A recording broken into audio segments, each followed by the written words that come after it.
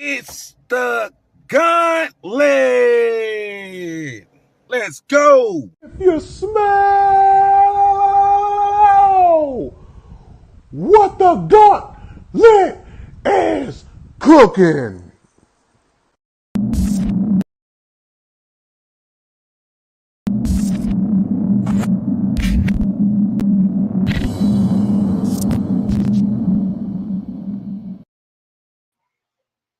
It's the gauntlet, and welcome. It's another Saturday evening. I know it is Labor Day weekend, but please hear us out, okay? Before you go on and embark on your joyous, safe, but joyous Labor Day weekend, kick your evening off with us. I am Denzel Snipes, and this is The Gauntlet, and we've got a stacked show for you all. Two of our cohorts, JJ Jenkins and Dom, could not be with us tonight, but no worries because I rolled with some backup. So I'm going to introduce first. He is, for the first time ever, these are two first timers, y'all. First time ever on the Gauntlet. History is made tonight. The first man coming to the stage is also a part of Sideline Sports. You can see him on the upcoming NFL Carousel. He is the host of the Couch Coach Live podcast. Give it up for our resident Washington Commanders representative, Mr. Chris Couch Coach Powell. Come on in here.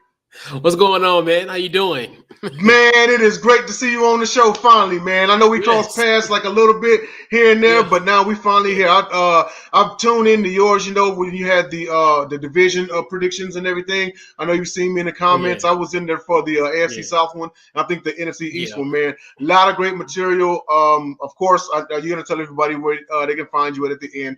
But Couch Coach Live podcast out there running. And the second one we're bringing to the stage, first timer. He is the pundit's pundit.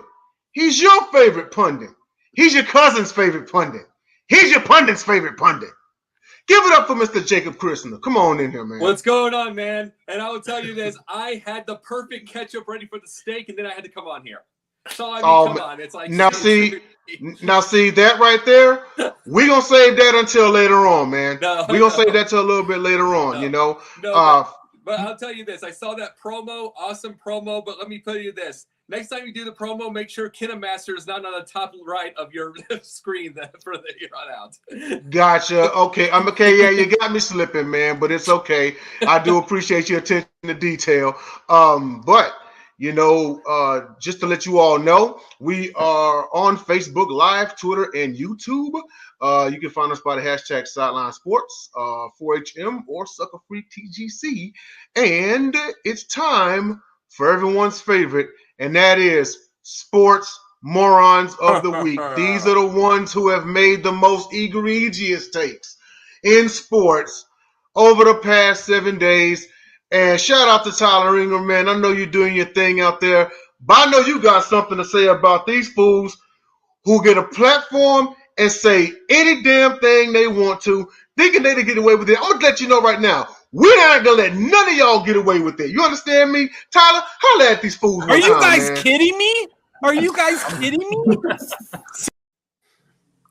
Yeah. So my moron of the week's got to be Connor Brumrick, the tight end from Virginia Tech University. Obviously, we know that Virginia Tech versus ODU on a storied now state rivalry at this point where ODU won and its students still on the field. So what has happened? We know that the students are head to the middle of the field as Connor getting ready to get off the locker room. He gets to a point where he just clocks his guys out. So to me, I feel as though he's more on swing right bound because that's what could have happened. Is you could have definitely started a melee with your teammates. You could have got other people hurt, and heck, in some cases, some people could get suspended or even get kicked out of school. So,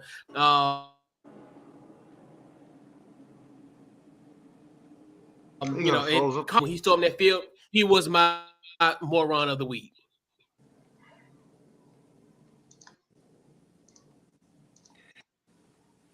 All right.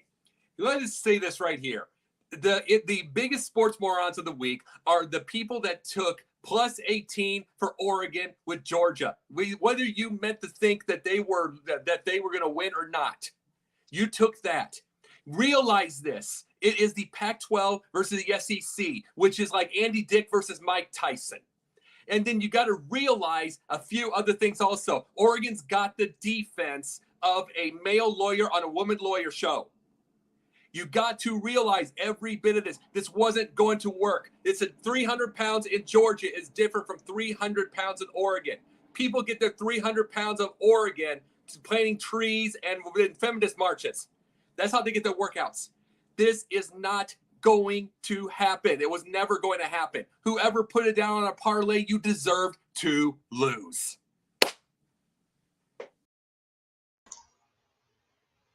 And my sports moron of the week. So we're going to be covering him here in just a few minutes.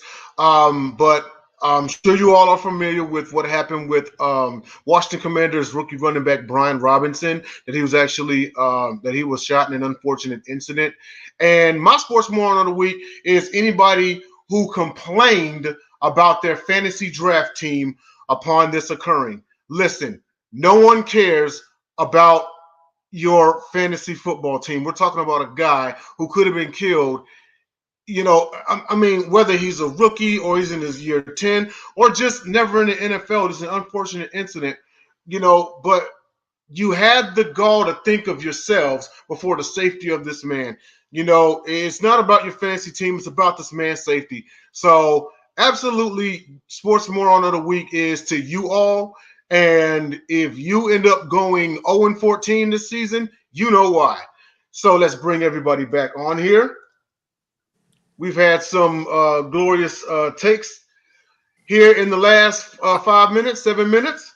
And now it's time to move on to our player of the week, and that is the late, great Sean Taylor. Now, who is the late, great Sean Taylor? He went to the University of Miami. He played from 01 to 03. This man had literally the sickest interception I've ever seen in my life, and I've been watching football since knee-high to a cricket. It was the one in the national championship game against Ohio. You know which one I'm talking about. They threw it deep to the end zone, and well, no, it wasn't the end zone. But Sean Taylor actually was diving backwards, and one hand tipped it, and then caught it with one hand, hit the ground, rolled backwards, and then took off. Unfortunately, he fumbled that ball and gave it back to Ohio State. But it was the sickest pick I'd seen. I'd seen this side of Miami, Florida. But he was the 5th overall pick, 2004. He played for the Washington Denver Redskins, now Commanders. He was a second-team All-Pro. He was a 2-time Pro Bowler in 06-07. He actually made the NFL 2010s All-Decade Team. He's part of the 80 Greatest Redskins. He's in the Washington Commanders Ring of Fame, and his jersey number 21 was retired. In college, he was a BCS national champion. He was a Big East Defensive Player of the Year in 2003, a unanimous All-American in 03, first-team All-Big East 03, second-team All-Big East 02, and the Jack Tatum Trophy winner in 2003. And of course, you all know that he was shot and killed in a robbery attempt at his home. This happened in 2007. And the ironic part about it is the game that they honored him, they painted 21 on the field, and they were playing the rival Dallas Cowboys, and the Redskins won by the score of 27-6. Ironically, equals a 21-point win. So, Mr. Couch Coach, I know you were a resident Washington representative. Please share your thoughts on Sean Taylor. Man, he's by far is going to be the greatest what if in sports. He's a guy, especially with considering the fact of his passing at a young age. At that time, he was 24 years old, and Sean was just a force on his team. He was a leader. He was a guy. Hey, Kerry. And he was a leader on this team. Sean was one I think you're freezing up, man. of those entire leader of this team. Obviously, he had some, some issues, not issues, but more so he had some, I would say like questionable character thing at that particular time, but he was growing. He was a guy that was really growing. And he's freezing up here. to his, he even in a short period of time, it's just something that's just it's off the charts. He was just hard hitting safety. He was just a guy that was just. I mean, he was that guy. He was pretty much our quarterback on our defense, and it's just one of the things where it's one of the greatest sports tragedies of all time for him at that age, and he was just scratching the surface on his potential, and for him to tragically leave at the tragic age of 24 is always, like I said at the beginning, the greatest what if in sports. Yes, absolutely. I agree with every point you made. Jacob, swinging it over to you. But before you go, I do have a question for you. And that is that Sean Taylor was a hard-hitting free safety. And now when you look at the league and people all talk about this is a soft league now and whatnot, everybody remembers that thunderous hit he laid down in the Pro Bowl, Do you feel that Sean Taylor was the last of the hard hitters before the league got soft? Oh, good Lord, yes. Oh, good Okay. Lord. I'm just saying, I'm sorry. It's like, if you can answer that, Couch Coach. Answer that real quick. Yeah, absolutely. Because even if you look at even that play, people was like, he was vilified for that play. So just imagine, and now if he was to play in this game, how it is present day, I mean, yeah, he's the last one because pretty much how the rules have been, how it's presented. And occurring definitely. Mm-hmm. Go ahead, Jacob. Let me put it to you this way. If he did that hit right now in Philadelphia, they would arrest him and put him in that jail downstairs where the fans are. That's just the truth. That is just the truth with this. And let me tell you this about, you want to know the legacy, the what if of Sean Taylor? He truly, in my opinion, kept Deion Sanders by being the unfortunate, tragic death that kept Deion Sanders. It kept his, what's a good word for it? It kept legacy. It kept his legacy, truly. Because Deion always was going to be an all-time great.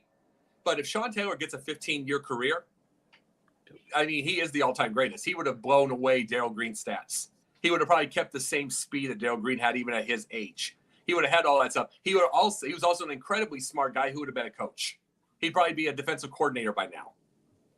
He probably would have been. And especially for someone like Mike Tomlin. I mean, because look what Mike Tomlin did for Brian Flores right now. Brian Flores, you don't think for 1 second he wouldn't be on that staff right at that point with some of those new kids there. Yeah, or the Bears. Or the Bears. I mean, prior defensive backs becoming coaches, Todd Bowles comes to mind. Yeah. Yeah. I mean, I'm saying, but the reason I brought up the Bears wasn't because of my team. It's because they got a bunch of young safeties and corners. They would probably call him to be the coach for that.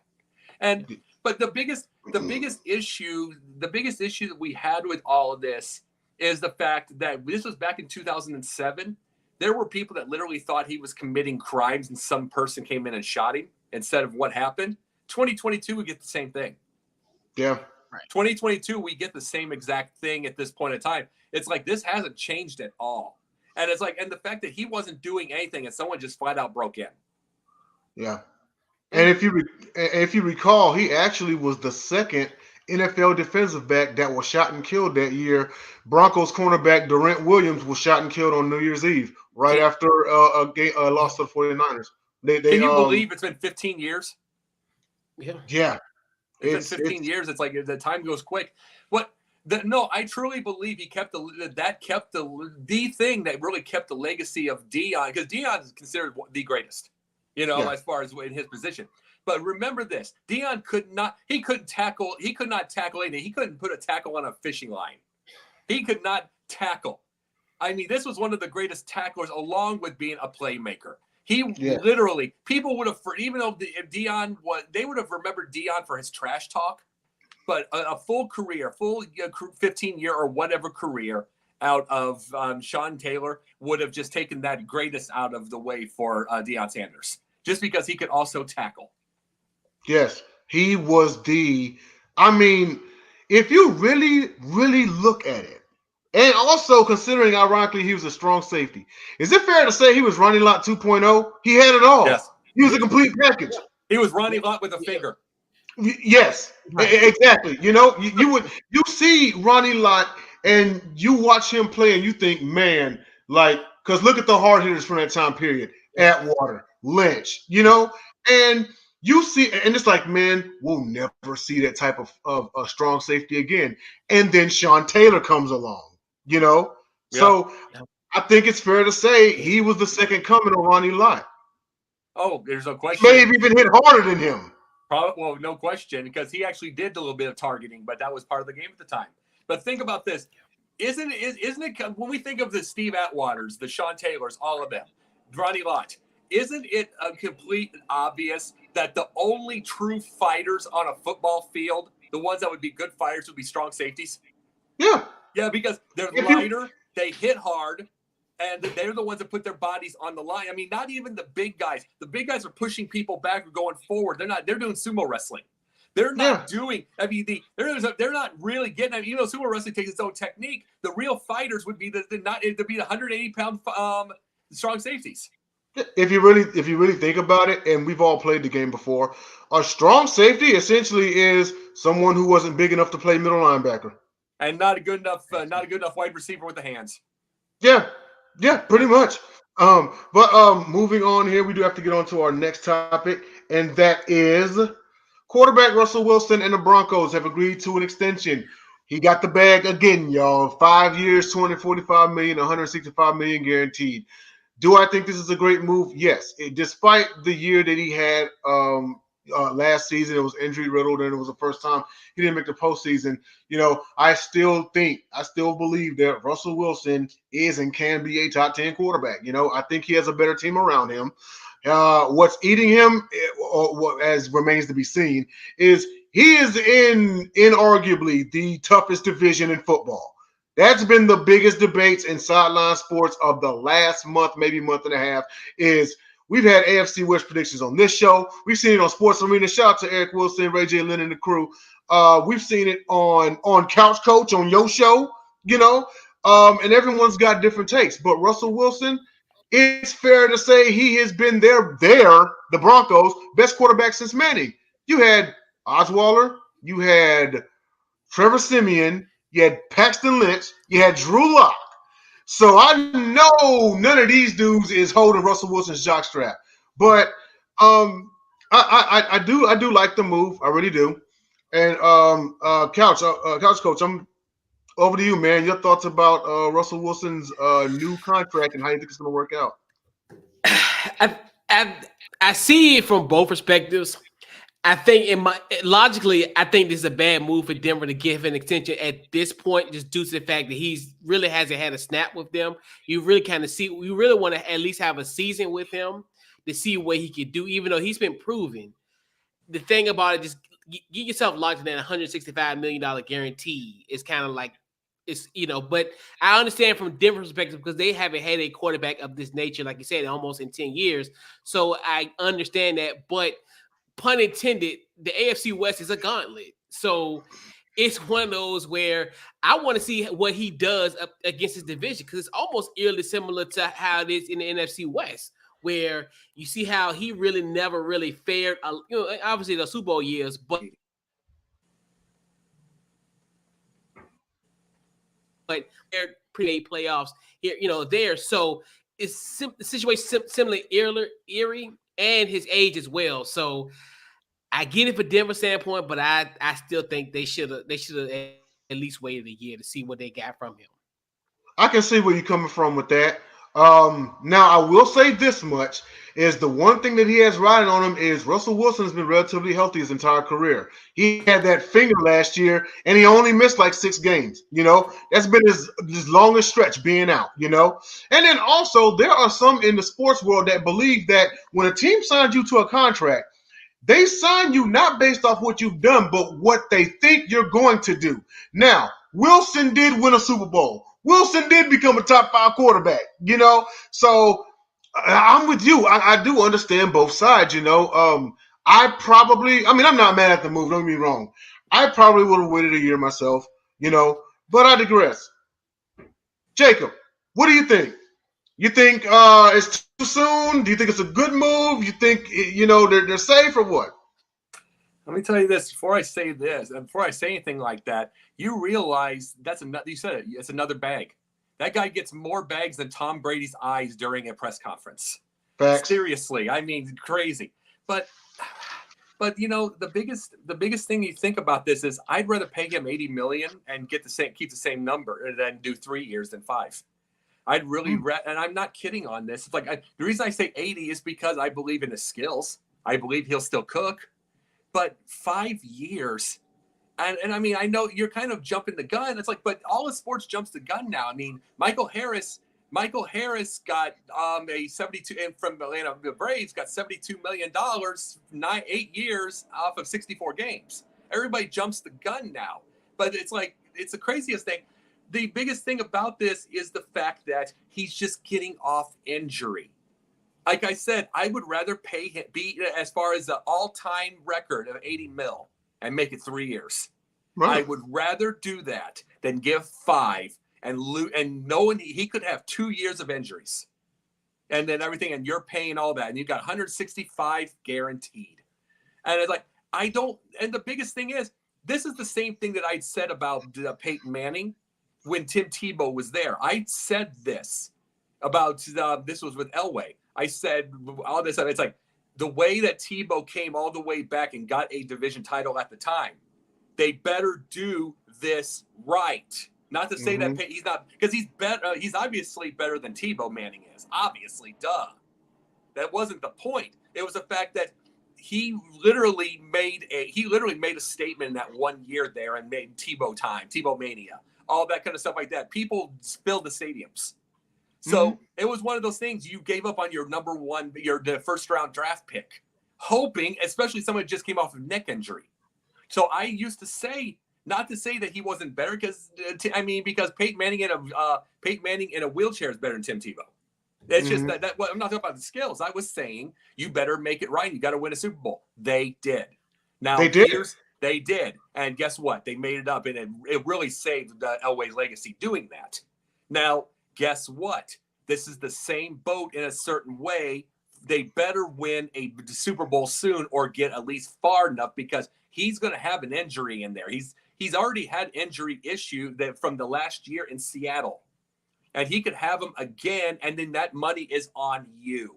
And if they don't win something or come even close, they're going to have those Brock Osweiler problems and the Paxton Lynch and all of that all the time, and without the Super Bowl this time. I hear what you're saying. I will just add this: is when Tim Tebow won a division, they essentially backed into the playoffs. The Broncos won at 8-8. Yeah. When it comes to Peyton Manning had an easier division back then. He would cruise through the AFC West. His biggest competition was Phil Rivers. But with Russell Wilson, he's going to be staring down Justin Herbert, Derek Carr, and Patrick Mahomes. No question. But it's like, no question, but the 5 years forces this. It's kind of like when I was talking about, you heard this couch coach when I said about Justin Fields. He has no choice but to get big. And it's a get big and get now. And it's because the front office and the moron fans wanting to play now, and now he's 2-8. Can you imagine if he was 3-14 like was predicted, it'll be 5-22. You think he's not going to have competition the next year or get replaced? That's the same thing with this. The amount of years forces them to get really close or nothing at all, especially with that kind of money. That's all I meant by that. And it's like when you were talking about with that deal with Tebow, of course you want Manning over Tebow. It's like the factory made. I was talking about the neck injury over that, and you remember he went for Phil. Yeah, he had to deal with Phil Rivers, correct? But the factory made, he had to get that Super Bowl, especially with those deals. He did. Now, even though he's staring everything down, he's had injuries. He almost has to have that year or two to really build that team. And it's unfair, just like it's unfair for Justin Fields. It's unfair with the situation because of the contract. Yeah. And it's they're not going to be able to afford anybody else if they would have to replace him earlier. They're not going to be able to. They're going to get some really bad quarterbacks. You're going to probably see Josh Johnson one more time. It's like, but I'm not even, and I have another opinion on Josh Johnson probably on one of our pundit shows.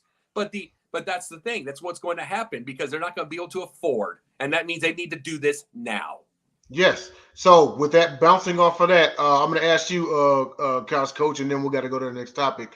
Do you feel like this was a win now move?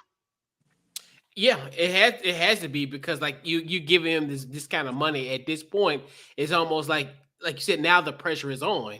Almost at Jacob's point where there's gonna be pressure mounting when this doesn't happen. When 2 years, 3 years down the line, this doesn't happen, then like you said, that's when it's gonna get to a point where it's gonna mount. So yeah, it's definitely gonna be immense pressure for Russell Wilson. Yeah, absolutely. Well, we've reached the almost halfway point of the show. We still got some topics to go, but first, I would like to hear a word from our sponsor. I'm running like my hands on fire, and I don't intend to stop even when my legs grow tired. And I got a message, Colorado straight from Texas, captured most of me, just let me be.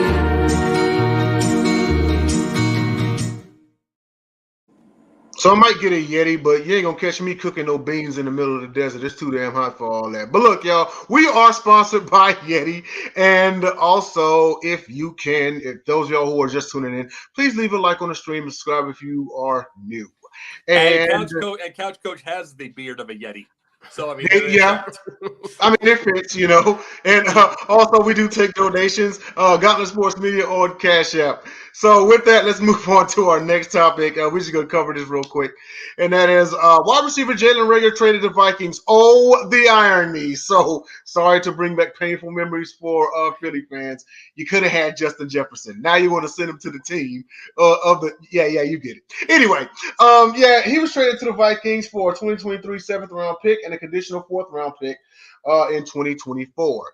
Me personally, I've never been a fan of Jalen Reagor. He came out of TCU. Me having been a Longhorns fan, he used to always talk trash about us, and I used to. He did it even after he came to the NFL, which I get it. You know what I mean? But at the same time, it's like, dude, why don't you get off the Longhorns and catch a ball, one ball, and I'll leave you alone. I just think you remember him dropping 2 potential game winners last season to let the Giants steal a game from the Eagles. But I digress. Maybe a change of scenery would be a better start for him, if I could say one thing positive about him. But I don't know. Chris, Couch Coach, give it to me, man. Yeah, and I know this will sound really cliche, but I mean it's a good move for Jalen Reagor. He actually leave Philly because he's been known. He has and also to our point with James, gonna illustrate my point. Obviously, he's the guy that drops passes. So he has that moniker. So and Eagles fans, they are so relieved that he's gone. Like every Eagle fan that I've encountered all week, it feel like it's been a weight lift off their shoulder, and it's a great opportunity for him to have a fresh start. So I definitely like the move at least for Jalen Reagor to at least get that type of Philadelphia bad vibes out of his mind. So yeah, I like the move for him personally. Jacob, swinging it over to you. Do you think? Now, let me ask you something, and then of course you get your point off and everything.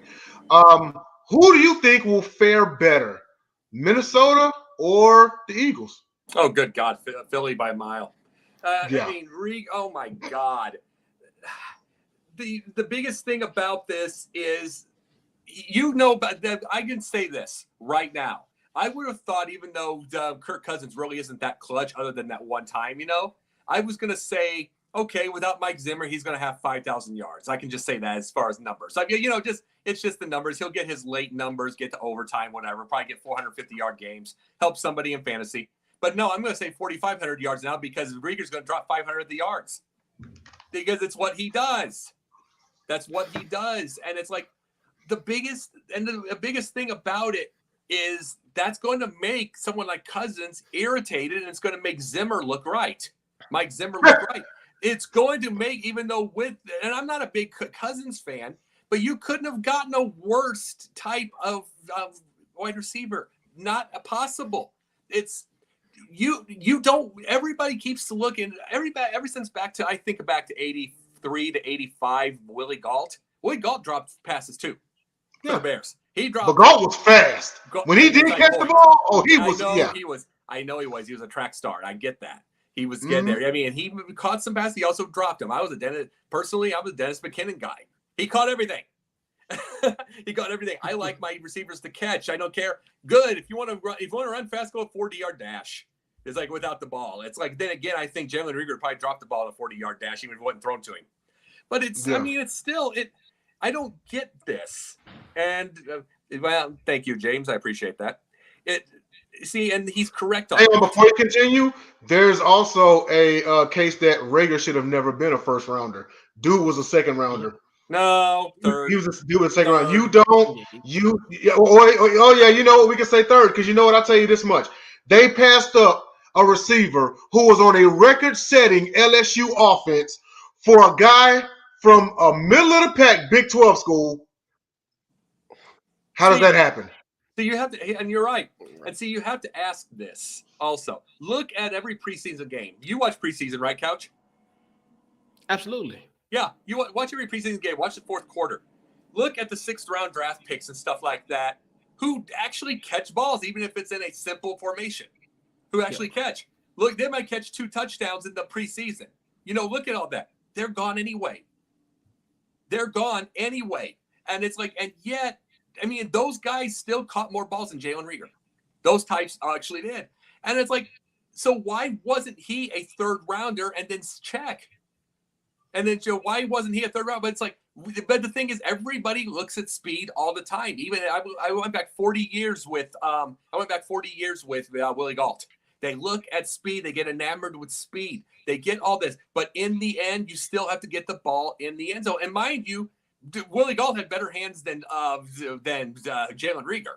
He still did. But I'm just saying, I just meant he can drop more balls than Dennis McKinnon. But the biggest thing is at the end of the day, you have to put the ball in the end zone. If you want to use all that speed, go to the Olympics. Yeah, absolutely. I mean, I know it's going to be a good change of scenery. Who knows what can happen? Hindsight is 2020. It's just me personally. It just means he's indoors in the winter. That's all it is. Pretty much. That's it. I used to always joke and say that you could win a fight against Jalen Reagor because he has no hands. Moving on to the next topic. The new 12-team college football format has been announced. Now, I know it says on the screen here, announced for 2026, but allow me to slightly correct that. They did say that they want to implement it as soon as possible. As of right now, the format reads as follows, and that is they're going to take the 6 highest ranked conference champions as automatic qualifiers, and then the next 6 highest ranked teams. They're looking for a max start of 2026, but they have hopes of implementing it in 2024. Now, before I pass this on to Couch Coach, I just wanted to say that when they initially came out with the college football playoff with the 4 teams, they said we value conference champions. Pretty much we were all under the gumption that 4 conference champions are going to get in. But then throughout the years, we've seen Alabama get in without winning their conference and such. And I know it's Alabama, but my point is this. John Shearer, shout out to you. Context matters, right? You have to stick by your own rules. If they didn't win their conference, they shouldn't have been there. So which is it? But I'm glad for this because now what we are going to see is we're going to see 6 conference champions and 6 wild cards, if you will. I like the move, anything to give, people more of a shot to win. Of course, it's going to make them play hard. They'll probably be stricter on rankings now. But Couch Coach, what do you think of the 12-team college football format that is projected? Are you for it? You against it? You want to go back to the old BCS or what? I look at it like this. I understand why, because television is great because now all the networks could be jockeying for dibs on a tournament. I get that. I do not like it. Honestly, at first, when it first was announced, maybe like early in the calendar year, I was like, oh, that's kind of cool. But the AOL is acting up again. thing that got me today, I think today, because you look at what happened today. You have a 3rd-ranked Georgia team versus a 11th-ranked Oregon team. This could be a potential matchup down the line. And this was a 46-point blowout.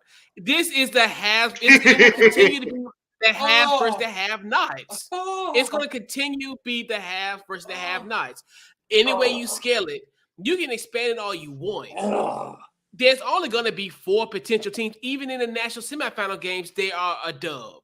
So a part of me is like, the national championship the only thing is college football is going to have some type of system where the playing field can be level, but that's not going to happen. That's like asking for world peace. It's not going to happen at this point. So I don't like it. And I think it cheapens and kind of waters down the regular season tremendously. Now, I'm gonna swing it over to you, Jacob. And before you go, I'm gonna ask you this question. Do you remember the 2007 Hawaii Warriors that had that undefeated run and made the Sugar Bowl, and what happened to them when they got there? So, you see teams like this every now and again. Do you feel with this new format that we're going to see this now every season? There's going to be that miracle team. They're going to run into a big dog, and they're going to crush them in like the first round. We saw last year.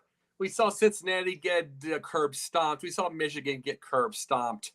I mean, and here's the thing. You know what this thing is? It's just Notre Dame wanting to get more chances to play at a national championship that they'll never win.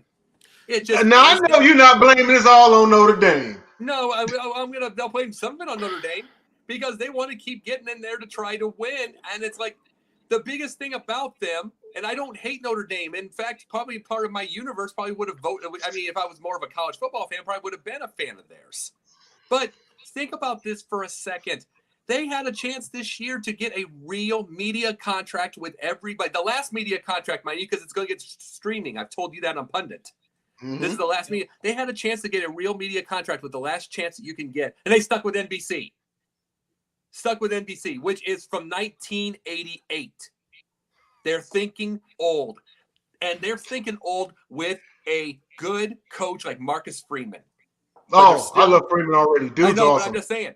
They're with a guy like Marcus Freeman. He's a good guy. He's a good coach. They're thinking old still. And it's like, and that whole thing is the thing. And I'm bringing up the Bears acting old. They're not going to be acting old for long with the new stadium, the new front office, the new everything. And they've got to probably going to get Trace Armstrong as their team president. All that. They're thinking younger now. Thank God. But Notre Dame's still acting old. Illinois, the University of Illinois, still acting old, even with all that Big Ten money. Everything there is old. And it's like, if you're going to have any other solution to this right now, like the 12 team, the whatever team, is a chance for Notre Dame to get through, because they'll always get there. The only other way that I could say right now the only tournament I would say that would work, if you're going to do that many teams, just get every conference champion everywhere and stick them there. Every conference champion in college football and stick them there. Let's see. They made the best team win. It's probably still going to be Alabama or Georgia, but still, let's see that. I don't want to see 6 other teams. I have zero interest in seeing Oregon. I have zero interest in USC. I have zero interest in seeing. Hey, whoa. Come on now. They got Lincoln Riley now. I mean, their quarterback straight. Like, USC looking to make a comeback, man. Which wife of Lincoln Riley? Come on. Give me a break. But no. But no, give me a break. It's like I have zero. Okay, that's the thing. I have zero interest in those things. I have zero interest in them. I have zero interest in Vanderbilt. I have zero, especially if they have their one run every year. I have. In all fairness, no one has an interest in Vanderbilt. If I was to ask either Couch Coach or you to name every team in the SEC, you're gonna forget one. Man, who's that team? Oh yeah, Vanderbilt, Kentucky. No. And the only reason why I know about Vanderbilt is because of Skip Bayless, and that's it. And that's why. I wouldn't know who they are. Do you know why? Do you know why I know about Vanderbilt? Because I went to Lee University in Tennessee, and Lee is the second biggest private school in Tennessee. Vanderbilt's number 1. So that's the only reason I know about Vanderbilt. I heard a scary thing the other day that Vanderbilt is the only Southeastern Conference team never to have been ranked. That doesn't shock me. terrible. I mean, ain't so they surprised should. either. So basically, they should go to the Pac-12. Essentially. And you know what? Actually, I just thought of a question. So, Couch Coach, what you think? Yeah. Do you think that this also is a low-key move to bring some of the historical powerhouses back, like Notre Dame, like Texas, like USC? Because Notre Dame's kind of, been scratching in some years, but it's been a while since Texas has been relevant, and I'm a Longhorns fan. It's been a while since USC's been relevant like that, Do you feel like by expanding the field, it's like, hey, we can sneak these historical big boys back in and give them a chance? Yeah, because now they're going to create a narrative that, like you said, if a Texas team, when they go to the SEC, maybe I would say maybe they're the third best team in the SEC one year, they're going to be deemed as a Cinderella. Yep. And also to Jacob's point about Notre Dame, because like you said, Notre Dame, they're smart because they don't have any conference alignment. So it's kind of one of those things where it's like, so they can kind of write their own ticket. But I understand kind of their rationale behind it. But they only do it when it's convenient, because obviously in the pandemic year they linked up with the ACC. And they almost won it. No. And they almost won. Notre Dame burns more money not doing that than Donald Trump in a casino. Yeah. I mean, it is just simple. They do. But like you said, but what's going to happen? Like even and just one more point about Notre Dame, because like even with this situation, because Notre Dame will always be in that picture. Like you said, they'll be teetering on that fourth or fifth potential when it comes to like the college football playoff, yeah. At large bids, and they're right, and they will be the Cinderella story every year, which you said, and that's weird to think. That's what I'm telling you, and I think you're right, where they're gonna create the narrative of these. You froze up again. Story blue blood programs, college basketball, like mid majors, they're like now become mid majors, and now they're gonna look at it like that. So yeah, yeah, well, just real quick, every single year we see the CFP selection, and we see that fifth team that just made it out, and there are people around there like, oh man, they should have got in. Jacob, you see the same thing? Yep. And guess what? You want to know what this benefits besides Notre Dame, don't you? You remember when they said they want to try to get this as soon as possible? You want to know what they're talking about, don't you? They want Arch Manning in that thing. Yep. They want Arch Manning in that thing, and it's like it's a Manning. Look at the numbers that the Peyton and Eli get for talking football in their dang basements. Look what they get there. Now the name Manning is ratings and it's money. They want to get Arch there. They want to get to that there. And it's like, and the biggest thing is, and you're correct on all of these, but all of this, it is no question, it's TV money. It is television money. It's like, remember this. There is one final chance for these TVs to make, like the Big Ten, the SEC will have one more before this. The Big 10, Big 12, whatever, B1G. That's their one chance. Because by the time these suckers expire in like 2035 or whatever, this could be all streaming. TV's dead. So their next thing is going to be a streaming deal. Their next deal, which is why I was bringing. And so they're looking for that crazy money now. Yes. And they're looking for that. And it's like, and they're looking, and you're right on this, Couch. You're right. It's like, it is to get names. It is to get names. It is to get the bigger teams and stuff like that. Because in truth, they don't want the TV, and this is what people don't understand. They love in the NCAA tournament. They love University of Maryland, Baltimore County winning a game against the number one seed. They love it for the moment. That team makes a Sweet 16. 3 people will watch, and that'll be the moms of the players. Yeah, and the moms making up for the moms that aren't watching. And it's like that is exactly what that is. It's like they don't want the underdog. They want big boys in the end. They want in the U.S. Open, they would want Djokovic versus Nadal. In the or Federer versus Nadal. That's what they want. They don't care about the 184th seed. No matter what they say, it's a good story for the moment, but they don't care. But they don't care about it. Absolutely. Well, I gotta move on to the next topic here, and that is the unfortunate incident that happened with rookie running back Brian Robinson. As mentioned earlier in my Sports Moron segment, he was shot during a carjacking attempt. He was shot twice, both non-threatening injuries. Surgery successful. Return is unknown. He's currently been placed on a non-football injury list. So, absolutely, here's to a speedy recovery. The team kind of rallied around him. Coach Rivera went to go see him and everything. He had surgery actually. I think it was that evening, and then he was released the next day. And all, but college coach, this is your team, man. Your thoughts about this incident? I know Brian Robinson, like he came from University of Alabama. Stud, absolute stud. Now when he does make it back to the field, I feel like he'll be an awesome complement to Antonio Gibson and McKissick. So also, I would like to hear your thoughts about this incident, but also how you feel like he's going to be an asset once he does return. Yeah, it's one of the things where it is crazy because like how how we framed it, how to show it, it's almost like just the timing of it. Obviously, we talked about Sean Taylor and then Brian Robinson and it's crazy because on Sunday, obviously when it happened, I get like some messages that like, I was in a group chat and they were like prayers to Brian Robinson. I'm like, he just been shot, but at that time no one knew like as far as the condition. I'm like.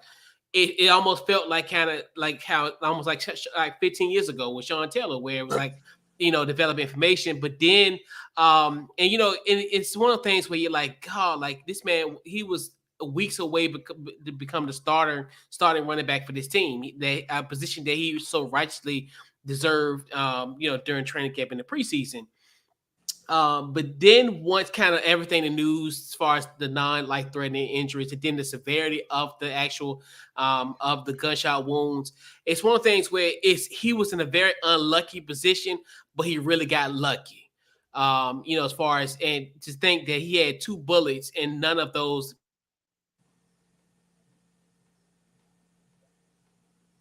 damage with me. That was the miracle of it all. Even though if you want to look at a situation like this from a glass half full, I think that's the perfect way of kind of analyzing it.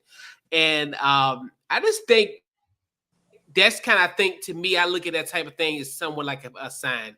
And I think, like you said, he'll complement that running back room. And then obviously for him to come back on Tuesday to the facility. And the good thing about it, because he's assigned to bring snacks to the running back room. So that's why he had the Oreos in his hand. When you seen it at the facility. So it's one of those things where it's like he's going to be a guy. He's definitely going to be a definite compliment to the other 2 running backs that we got on the roster. I definitely see some good things for him going forward. This year, who knows, as far as the severity of if he's going to, at what time he'll come back. But I definitely think he's going to be an impact for this team. I think and they're going to rally around this guy. He is just the situation was very unfortunate, but if you want the outcome, this is the best outcome to have. Yeah, absolutely. I know when he scores that first touchdown in his home game, that stadium's going to be rocking. But Jacob, your thoughts about this whole situation?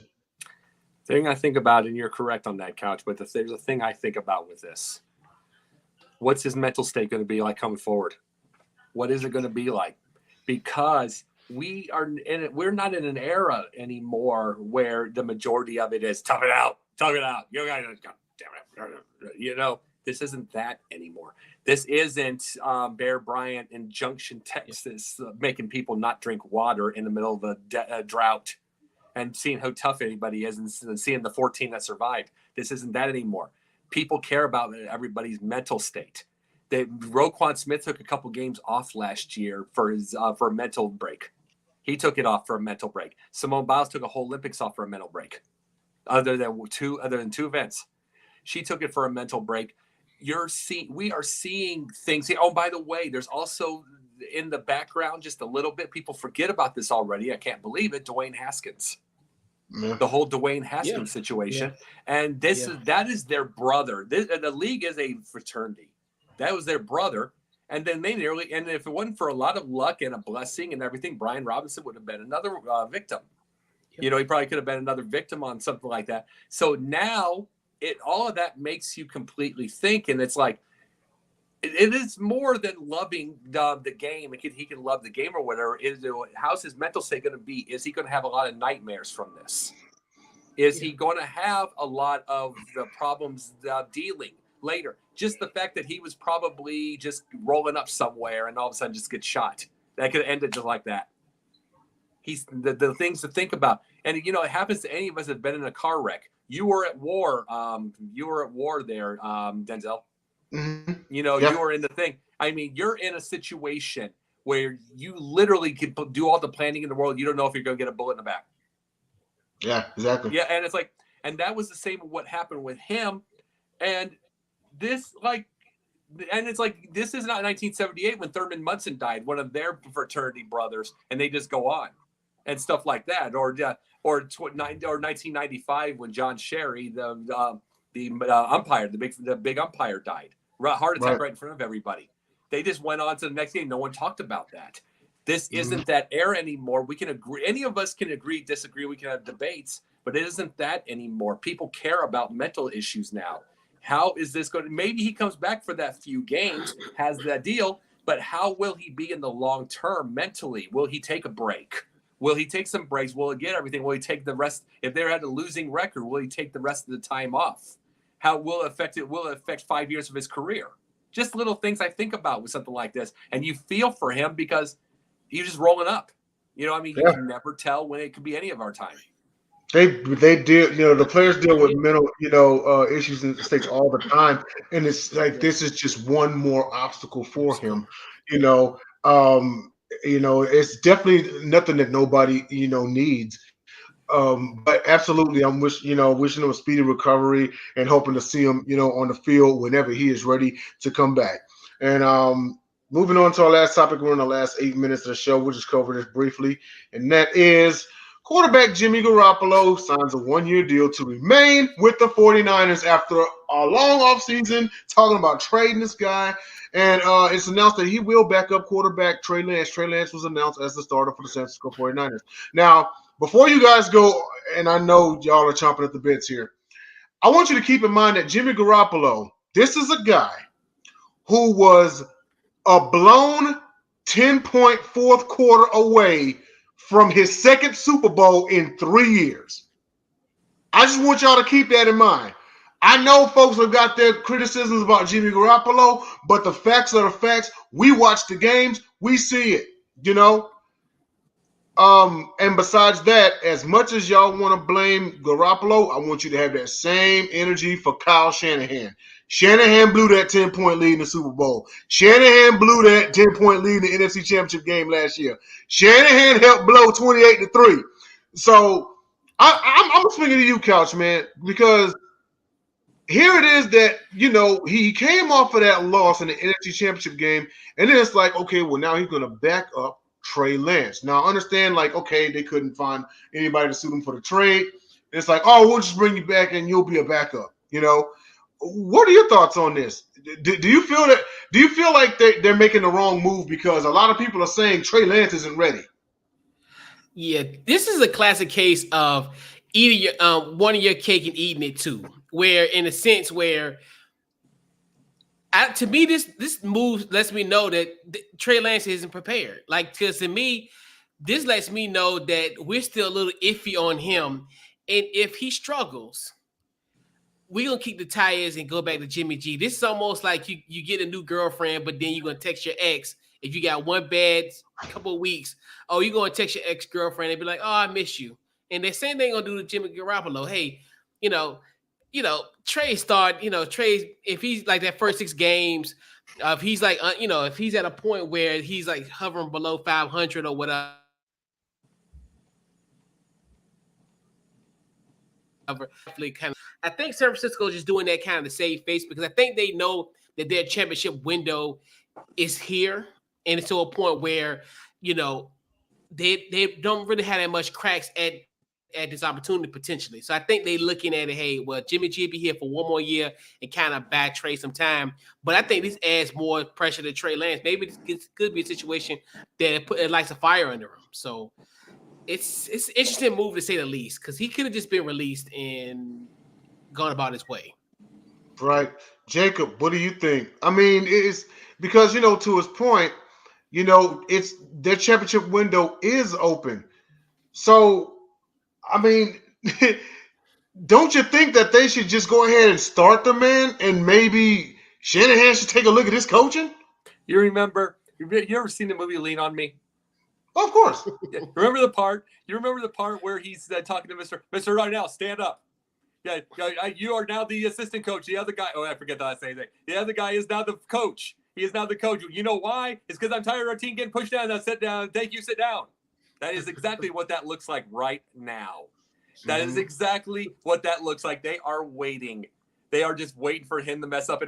And truthfully, you know what that was? That was JF with Dalton when JF wasn't ready. Yeah, I was thinking when he wasn't ready either. And it's like, and then he plays the first game, gets sacked 9 times.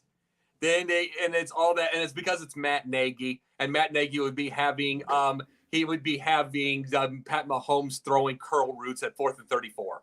So, I mean, that is just what the thing was. It's like, and if you think any of this kind of stuff, the biggest deal about this is the fact I brought this up last year with people. I said, let Jimmy G finish, because you don't know if he comes. Because the one thing is he's not perfect whatsoever, but you would see that when a couple of Monday Night Football games, he would be having a bad couple of quarters, and all of a sudden, three-play, 80-yard drive. He's capable of that. Yes. And it's like, he's also capable of that stupid interception that ended the game at the end of the season last year. It's like, if it was any, heck, this is the funny thing about this. If it's any game manager quarterback that just takes the ball, they've got a 4th down. And then you got Deebo Samuel out there. They got Deebo Samuel or Brandon Ayuk out there. Then you don't know. Maybe you throw yourself a nice slant that's a 1st down. And you don't know. Just eat the sack and see what you have on the 4th down. Especially when there's yards after catch out there. But instead he pitches the ball up in the air and he hopes to get a miracle. That's another thing that Jimmy G's always going to be, because he kind of did that in the Super Bowl too. Yeah. So it's like, we have to look and we have to understand. They have to understand something. Truthfully, this is probably it for his San Francisco career. He's probably going to give himself another chance, and he's probably going to get traded in the offseason. This is probably his audition, by itself, because the minute Trey has 2 or 3 straight bad games, they're going to bring that back in. But you know what that's going to mean, though, don't you? Jimmy G's gone with a bigger contract, and no one trusts Trey Lance. So back to the drama. Now you're back to square one. Exactly. Final 2 minutes of the show. Non-sports topic. How do you eat your steak and why? Not with ketchup. Awesome answer. Couch Coach, what about you?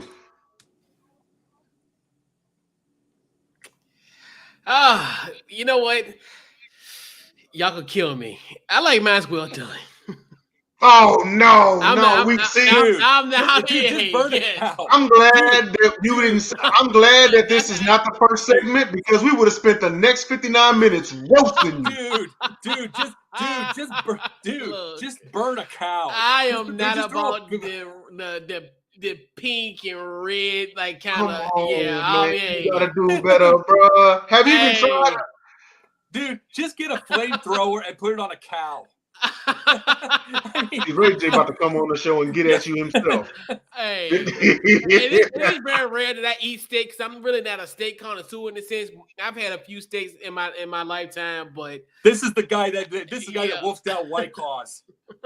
This is the guy that I mean, seriously, no, that's White Claw in his bottle right now. But still, here's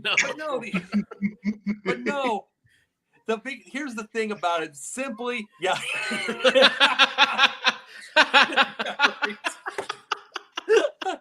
That's basically what it is. It's a big old thing of beef jerky. Go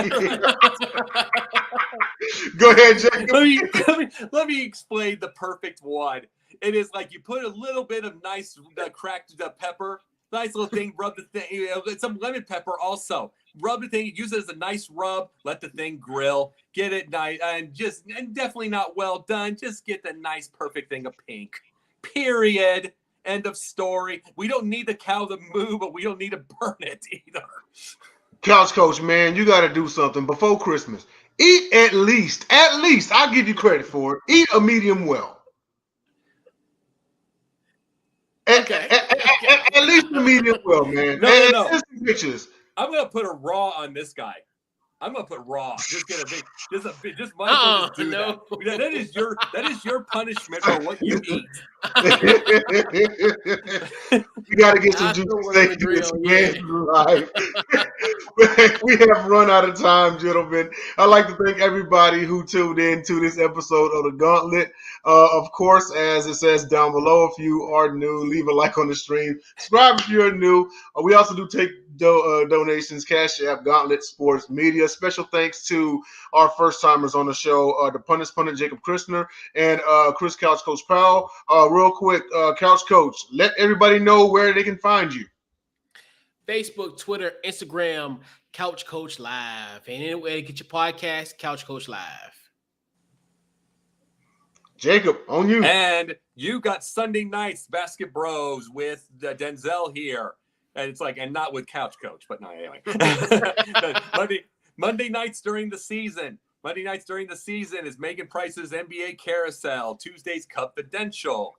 And a new day, we will find out almost tomorrow, a new day for the Pundit's Pundit. Normally Thursday, we're getting a new time. The Pundit's Pundit, my show, our show, my show, everybody's show. So we get to that. It's me, Denzel, and then Jen. We love you, Jen. Hope you're watching.